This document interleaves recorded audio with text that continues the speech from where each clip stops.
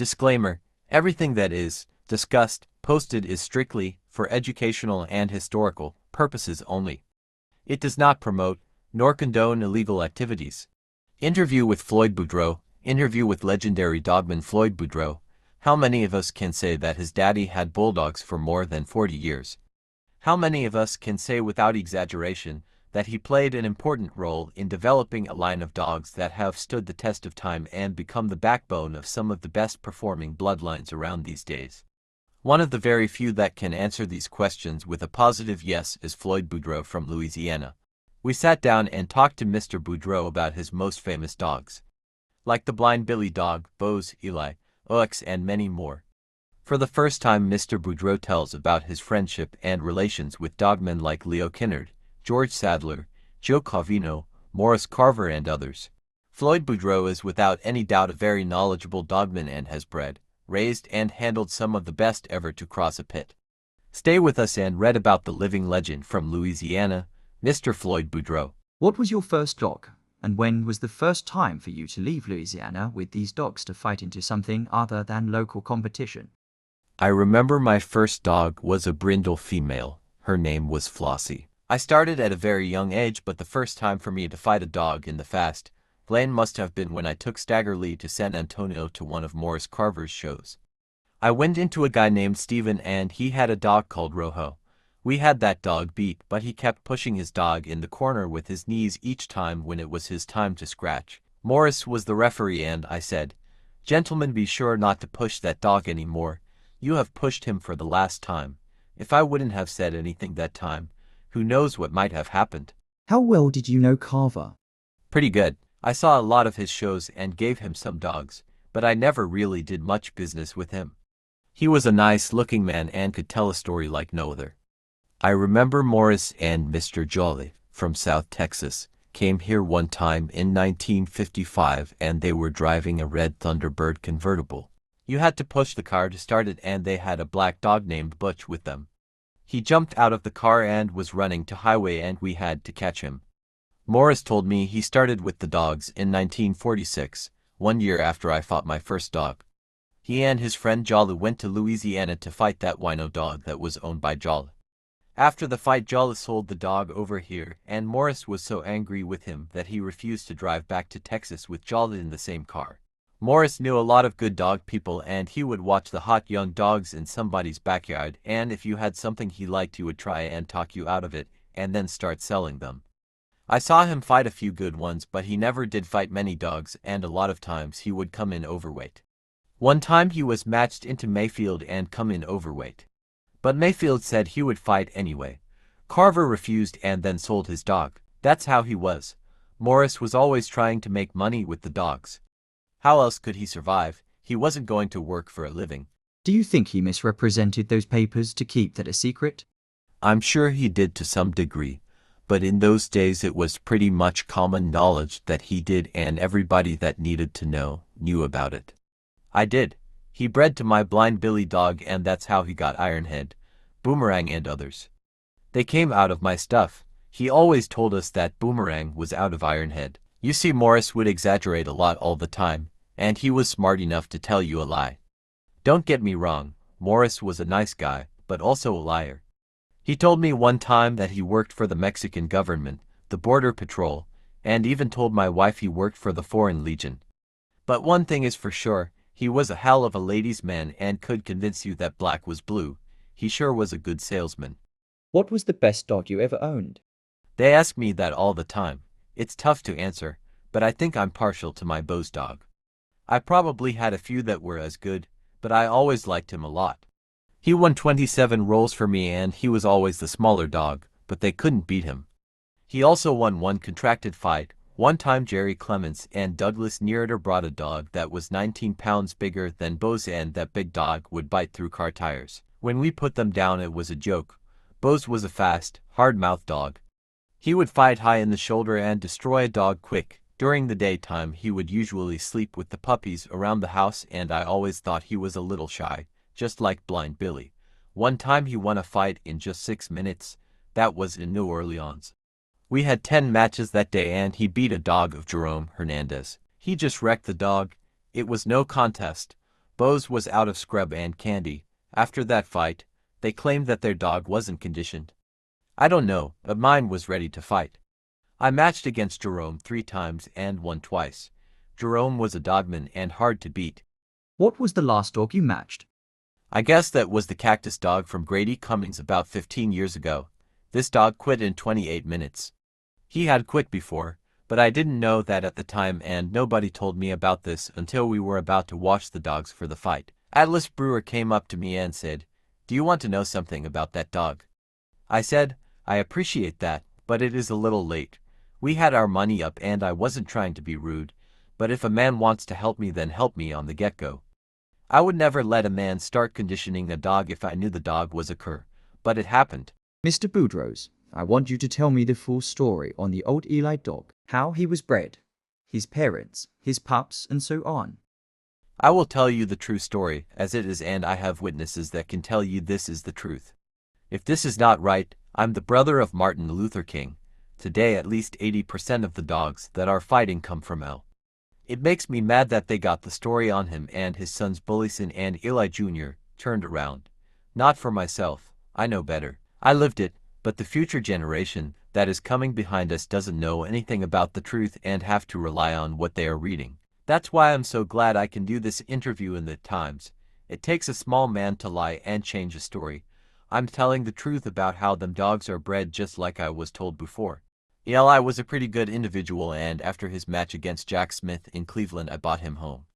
We doctored him up and then a sheriff from Mississippi tried to buy him, but I wouldn't sell him. Then the next day Raymond Holt of Texas and his wife Sharon came by to buy him, but I gave El to my friend Junior Bush from Alabama. He loaned El to John Cotton from Chattanooga, TN. They were friends at the time and that's where somebody stole Eli. I gave Eli to Junior because he is a real high-class dogman, an example for a lot of other so-called dogmen. When Eli got stolen, Cotton gave Junior $1,000 and told him to go and buy another dog, and said that if there was another dog he liked that cost more he would make up the difference. There is a lot of stories about what happened after this, when Eli got stolen from Chattanooga. I think he went from Chattanooga to Memphis and from there on. I just don't know for sure, but I feel that some of that bunch in Memphis had something to do with it. I just don't know what happened with El, but I feel very strong about this, and I wouldn't say it if I didn't believe it myself. I truly believe that Eli was also the sire of that Igbo dog. They were too much alike not to be true, at one time. Gave a nice red puppy to Jerry Clements. He is a friend of mine and I still think a lot of the man. He took the pup, kept him for 6 weeks and sold the pup. He came here and I gave him another pup that I had here in the blacksmith shop. I called that pup Spook. She was out of a litter that killed each other when they were still very young. He kept her for about 2 months at the most. When she came in season for the first time, he brought her back and I bred her to El. They had 4 pups, 3 black and 1 brindle, 2 males and 2 females. One of the black males was Bullison, the other was Eli Jr., the brindle was Brendy. She bit the hardest of them all and she was the biggest. She could break a dog down in less than 3 minutes.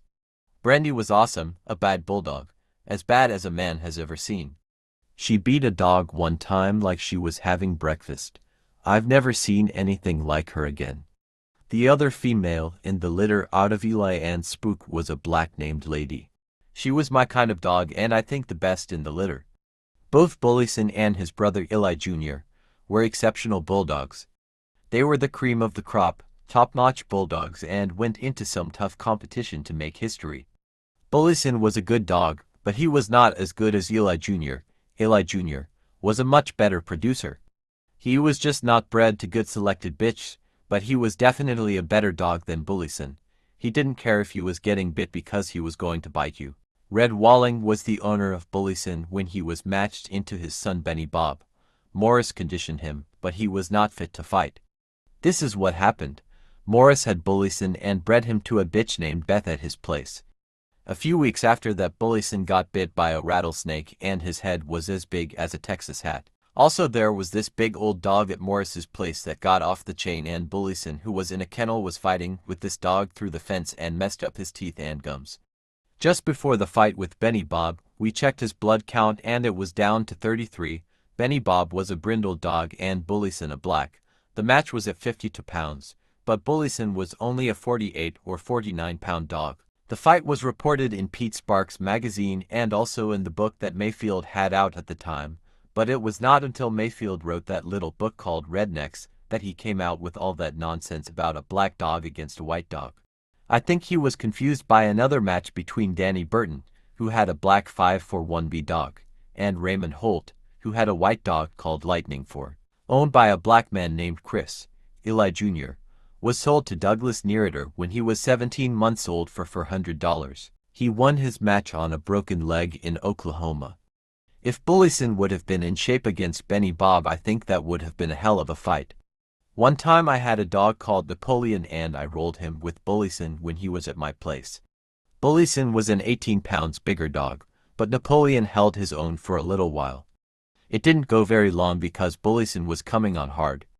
Later I won with Napoleon in the same show when Bullison won over that Sir Dog that was handled by Bert Klaus. I remember one incident with Bullison when he was at my place.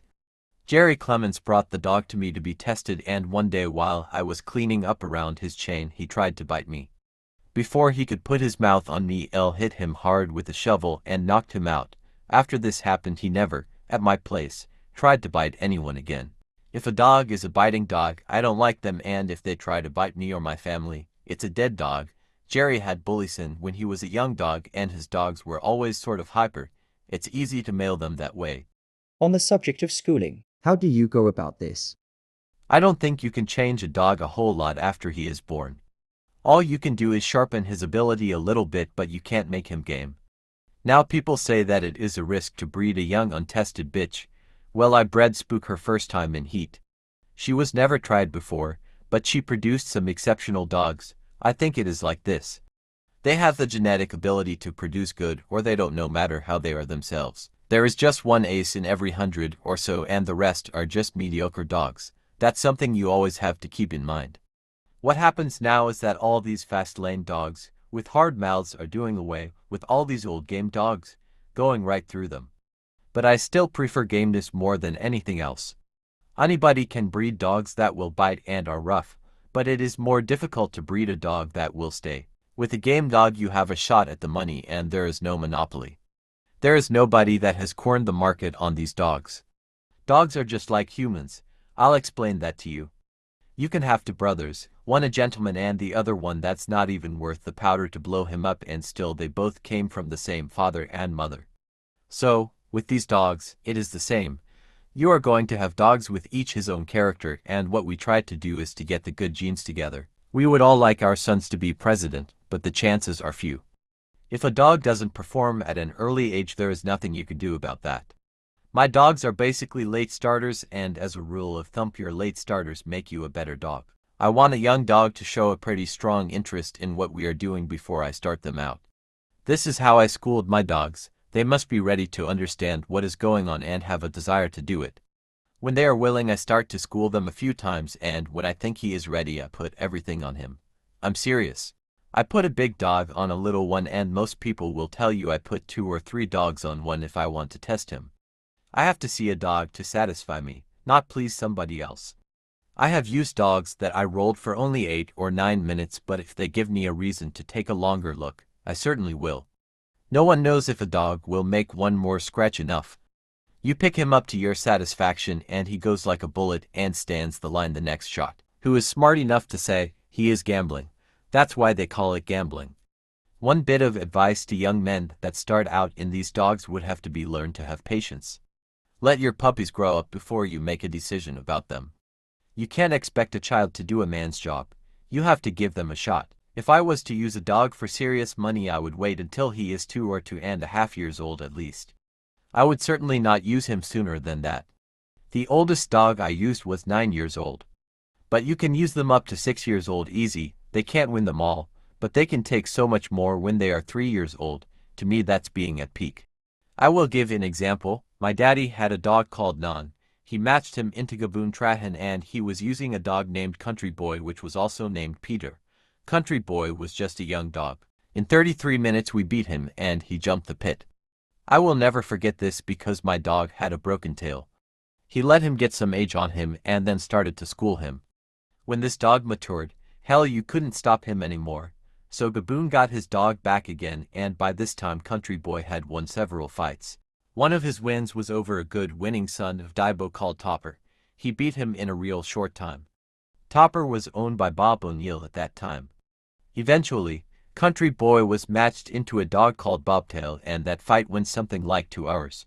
Bobtail broke his jaw and Country Boy probably would have won, but Gaboon offered a draw because he knew that the man who owned Bobtail didn't have a lot of money and a wife and some kids. He knew that if he would take the money it would come from the farm. His reason to fight these dogs was to demonstrate that he had a better dog, and he had done that already, so he offered to call it a draw. The moral of this story is that we really gave Country Boy a second chance after he had quit against Non. Most other men would have shot him, but age really helped this dog, and that's the hardest thing to explain to a young man who is coming into the game. I'm not making excuses for a dog that quits. I'm not like Mr. Mayfield, who is a fine man and a good dogman, but he will sell you a pup for $2,000 or $3,000 and tell you to wait 4 or 5 years. A lot of dogs are retired at that age, good or bad. Maybe Mayfield hopes you will wait until the dog dies of other causes in the meantime, or that the guy who owns him gets rid of him before that and won't ask for his money back. No, I don't make excuses, but in turn, I had some of the best that were late starters. When Leo Kinard started to keep dogs in Mississippi, was he the first one to introduce bulldogs over there? Not really. George Sadler was fighting them before Leo in Mississippi. Both Leo and George put on some big shows, but Leo's were always a little bit better. He had a real nice place, a nice building, and he kept more bulldogs than anybody else in those days. He had about 250 dogs. Leo had a friend named Frank James, and this Frank was an interesting person. He was namely brother of the notorious Jesse James. Both Frank and Jesse were well-known outlaws. Jesse was killed. Frank got amnesty and later moved to Meridian. Ms. and worked in a restaurant. Leo told me that Frank Fitzwater was the son of that Jesse James. Fitzwater was a good dogman. He was a sharp man. Anyway, Leo was a special man and very good, honest dogman. His wife Sarah was sick. She had cancer, and Leo took her to the best doctors in the country. They went to New York and he did anything for her. He loved her dearly. He told me he spent more than $125,000 on her without much results. When she died it broke him, and then later the state bought some of his properties, but they never paid him. He died broke. We sent him some money every month. I was working and he was not. The last time I saw the man he walked us to the car and shook my hand. He didn't say much, but he was crying and so was I. He died of a heart attack. I believe he was 67 years old when he died in 1976. He left me some dogs, dog houses, some chains and etc.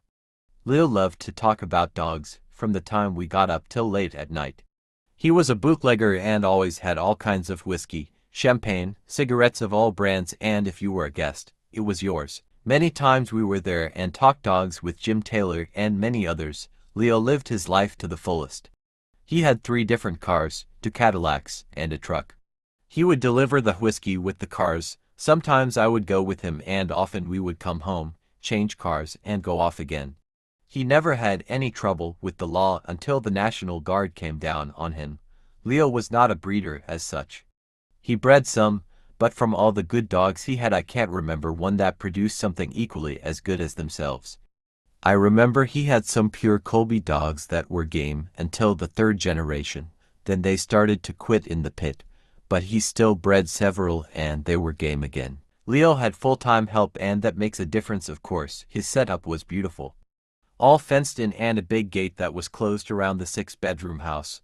Guard dogs were all around running loose.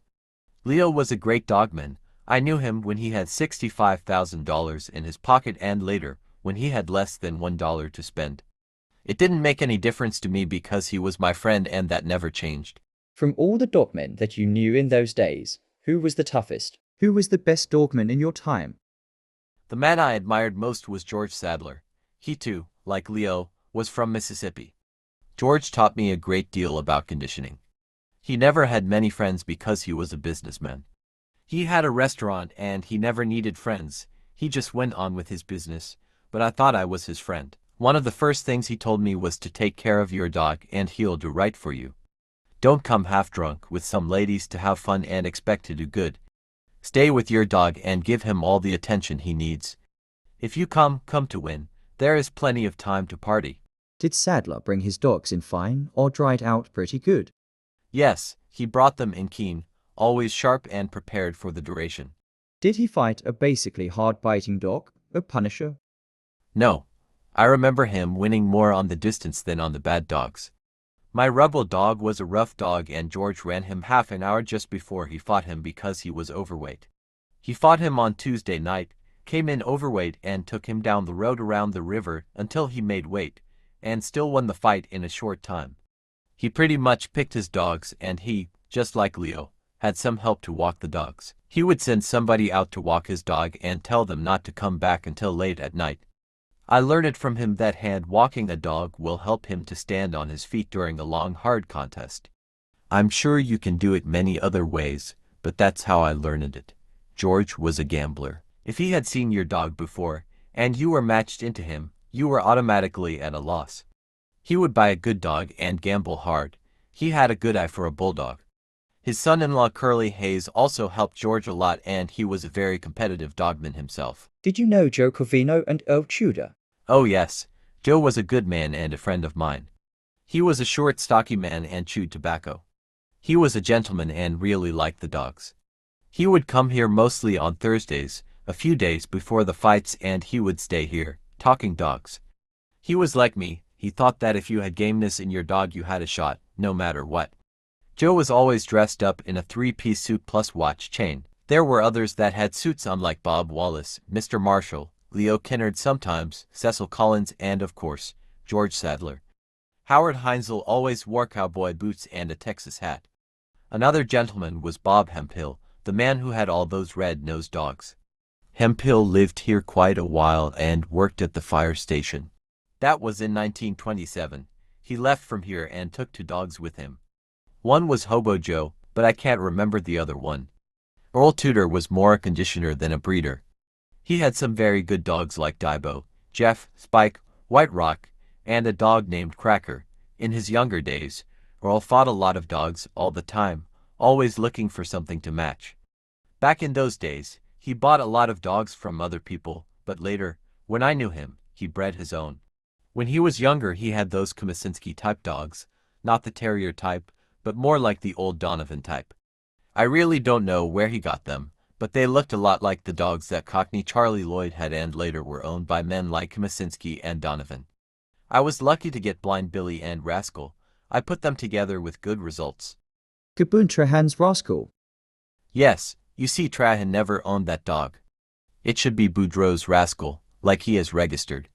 I still have the papers here, but I don't care if the rest of the world thinks of him as Trahan's Rascal. Anyway, I own that dog and I crossed him with Blind Billy. Now Rascal wouldn't start when he was a young dog and, as a matter of fact, he was stolen one time, but because he wouldn't fight, they turned him loose. I saw him in 1957 when I got out of the service and he fought against a big black dog that was out of Cannon's Blackshine and those dogs. At the time we were all arrested, but in those days it was just a misdemeanor. There was nothing against bulldogs really. Rascal was owned by SP and I traded one of Rascal's sons for him. A young dog called Rascal Jr. This pup only had one testicle, but SP took the pup and later sold him. The man that traded Rascal to me is still alive. Rascal produced that country boy dog, Marciano, and several other good females. As a match dog I think Rascal was probably overrated. He was a game dog, red and white in color. He also was a bad-ear dog just like Country Boy. Is your good stock mostly Covino? Yes, what I did. My Blind Billy dog was born in 1952 and I bought him in 1953. My uncle had 4 ace roosters and we traded them with Earl Tudor for Blind Billy. He was a son of Dibo and he wouldn't fight until he was 2.5 years old. Was he blind? No, not really. His eyes had always been a little weak and in his last contest he was blind, yes. I won a real good match with him in 26 or 28 minutes. Then the second time, I was very young then, they tried to fool me. It was pretty dark in the place where the pit was set up and it was my turn to scratch Billy. Earl Tudor jumped up out of joy when Billy was scratching towards the other dog. He was about halfway when he turned around to look at Earl and hit the pit wall. He never stopped looking for the other dog, but he was counted out and lost the fight. We didn't get the trophy that day, but Billy was the best dog in the show, and from then on they called him Blind Billy. Like I said before, his sire was the Daibo dog, and I believe Howard Heinzel had something to do with that dog. Daibo was stolen when he was a young dog and sold to a black man who owned a restaurant. Daibo's real name was Run, and when he started at the age of 4 they picked him up again and matched him. What about your dog named Ox? Ox was a very smart dog. He was a superb ear dog and also very game. When I turned him loose he never missed that ear. A long time ago we matched him in Mexico. He was matched for $16,000, which in those days was a lot of money. I was matched into the district attorney of Mexico City. He had a good little dog, and he told me that his dog would break legs and said that that was going to happen to OX too. The only comment I had to make was that if OX would turn him loose he wasn't going to break anything. Ox was smart, and I am convinced that he would have stayed out of trouble. The only thing OX couldn't do was talk. That's how smart he was. But the show never came off because of a couple of punks from California who were involved in other activities and had been followed by the authorities. This was not just another convention, but it was going to be one of the greatest get-togethers in a long time. There were 2 or 3 super dogs to be matched. The trophy alone for the winner cost $2,000 and was made by Larry McCaw from California. Plus the fact that nobody brings a dog that far when they were not satisfied with the dog at home. After that, we sold OX because we needed money to buy a new place. He went to a man from Florida named Bob Johnson. 1 week after he took him, he called and told me he had put 3 dogs on Ox. He said he stopped the first dog in 20 minutes, the next one went a little over a half hour, and the third one Ox fought like he just started, so they picked him up. He told me OX was a very game dog. I told him that I assumed he was game, but didn't realize he was that game. People don't seem to understand that even the very best will often quit if you stress them hard enough. It's just a matter of how much you put on them. There is no sense in killing them while testing them because there is something like a breaking point. Some dogs that have never been used because they quit at home might have been great dogs in the pit under the right circumstances. Lack of knowledge. That's what it is. Ox was a polished ear dog and he could keep himself out of trouble, but most other dogs couldn't stand this kind of abuse. These dogs are just flesh and bone like anything else, and most men don't even recognize an ace dog when they see one. They try to condition a dog on a treadmill when they are half drunk and watching TV.com. And now that I'm back on the subject of schooling, I took the devil dog of Oklahoma and rolled him no more than 9 minutes, and later I used him to whip Chicken Sam with a dog that I saw fight for 3 hours. Sometimes when you see an all beaten up dog, people say, "That's a bad one." I say, "No sir, that's a bad one that passed on him." That's the way it goes. Who was the best breeder in your days? Well, that's hard to say. Breeding dogs is a heartbreaking experience because when you have something good it will practically never reproduce the same. You can raise anything easier than bulldogs, like chickens, horses, etc. There is so much you've got to have in an ace dog. You get them with talent and they are curs. You get them that are game but they can't fight. Hitler tried to breed humans, but he also didn't succeed. He had them built like he wanted, but they didn't have the brains. I have never had many dogs in my life, but I did have some good ones, so I think that's not bad. I can sure understand that when a man keeps 300 dogs or more, he comes up with some good ones. It's like this ... Know what you see, know what the dog is, and know an ace dog when you see one. Only time will teach you that, only time.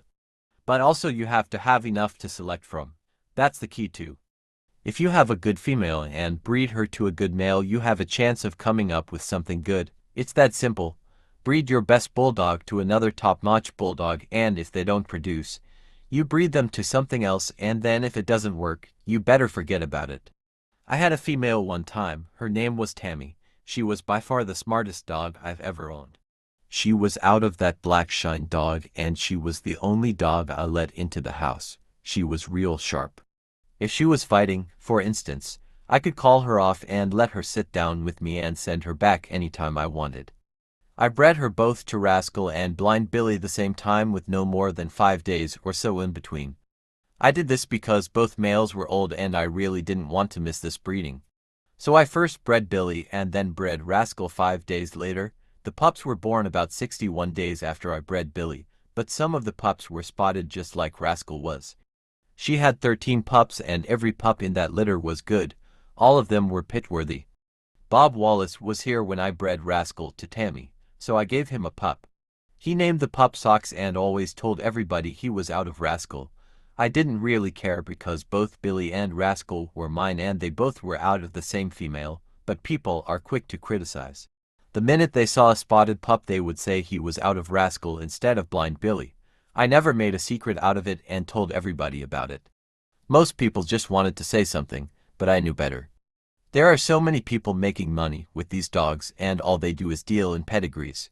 I never cared too much about that. I bred my dogs for myself and all they had to do was satisfy me and nobody else. Money is no object when you are trying to breed and raise good bulldogs.